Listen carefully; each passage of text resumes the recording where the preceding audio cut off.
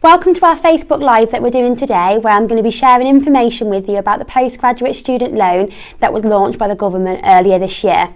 We're a distance and blended learning provider, and we provide both undergraduate and postgraduate courses. My name is Becci and I work in the admissions team. According to a survey that we carried out earlier this year, almost 65% of respondents are more inclined to begin a master's or an MBA now that they have access to a postgraduate student loan. We want to make sure that you have all of the information that you need to consider and apply for your postgraduate loan. I'll be going through your eligibility, the application process, and how and when you can apply, and then how you repay it as well. Your loan will be managed by the Student Loan Company, and they're a non-profit organisation in the United Kingdom that provides student loans. The SLC is funded entirely by the UK government, and it is responsible for both providing student loans and collecting loan repayments.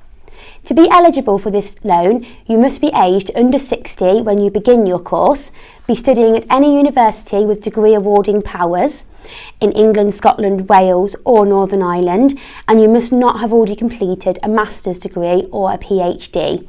It is important to remember that you will need to study a full master's programme, so you will not be able to get any exemptions if you are looking to get a postgraduate student loan.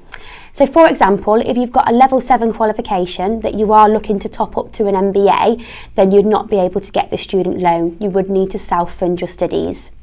The loans are intended for English students. However, eligibility for postgraduate loans is based on residency in England.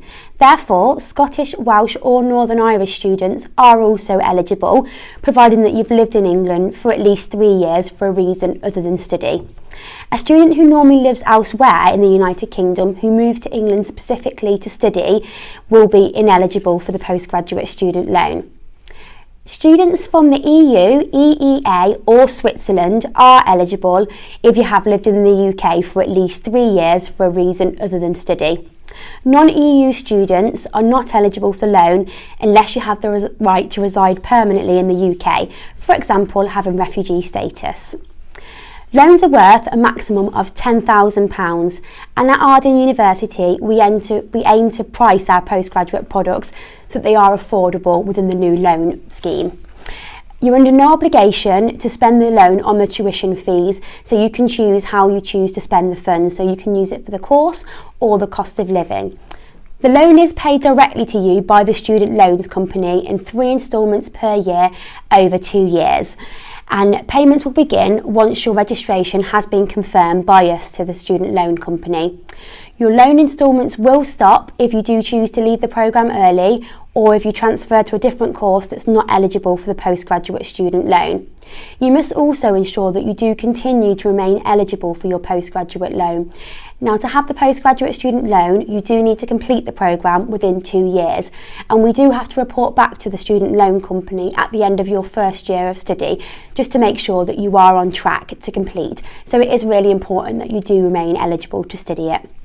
As the loan is paid directly to you, each university will have different internal processes just to make sure that the payment is received by the university. Now, students who fail to make these payments within the agreed time frame may be withdrawn from the course, and you will still need to repay back what you have borrowed.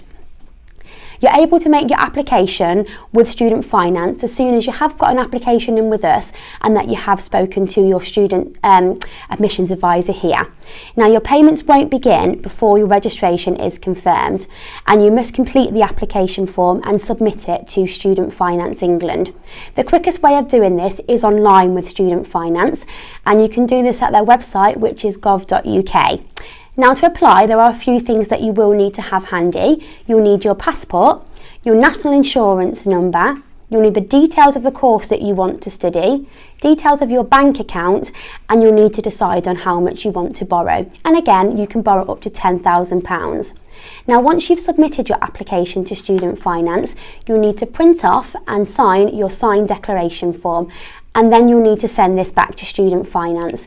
Now this just confirms that you do meet the eligibility for it and that you have read all the information that has been provided, and you're confirming that all the information that you have given them is correct. You'll then receive a letter from Student Finance either rejecting or accepting your application. In some cases though, you may be asked to provide extra information at this stage.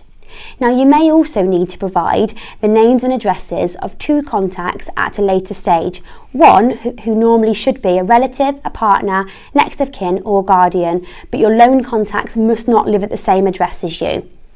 As well as your programme details, you can also change the amount that you wish to borrow at any time up until 1 month before the end of the payment period. Now, repayments are income based and you'll only start paying the loan back once you are earning over £21,000 a year. And then once you are employed and earning over this amount, your employer will take the payments directly from your wages, along with your national insurance and your tax.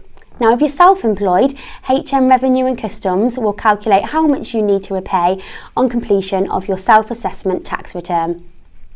You'll be paying back 6% of your income once you are earning over £21,000 annually, and repayments will not begin for any student until 2019. However, voluntary payments can be made should you wish to. After 2019, students will then repay the loan from the April after your graduation. Now, interest rates are set at retail prices index plus 3%. So this means that the interest charge will be the current RPI percentage plus an additional 3%. Interest will begin accruing as soon as the first payment is made to you by the student loan company. And all student debt will be cancelled after 30 years, but most graduates tend to pay this back before then. And repayment terms and interest rates are frozen until 2021. Now, should you have any questions at all about the postgraduate student loan or the postgraduate courses that we offer, then please do comment below in our comments section and we'll get back to you as soon as we can. Or alternatively, you can visit our website where you can see more information on the postgraduate student loans and also all the postgraduate courses that we offer. Thank you all for your time today. I hope you've enjoyed this. Thanks then, bye bye.